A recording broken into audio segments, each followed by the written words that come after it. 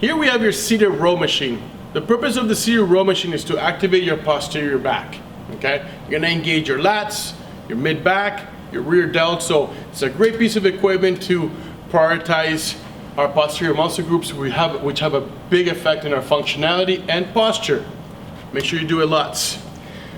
First adjustment in this machine is gonna be your chest pad machine. This is gonna adjust on your length and your length of your arms and your height in general, okay? So for me, I'm gonna keep it at a shorter distance. The second part is gonna be your seat, okay? You have your red lever. By bringing it up, you can see your desired height, okay? The third is gonna be your weight stack. Move it in, adjust it to your preference. These handles pivot.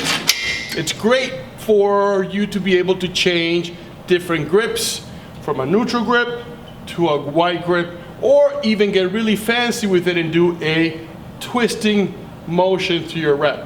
Whatever preference you choose, there's no wrong or right, just change it up within time. Movement is super simple. Grab both your handles, extend your spine, okay? So you're not in a flex rounded position, you're in a nice upright position. From here, you're gonna breathe in, exhale as you squeeze the shoulder blades together.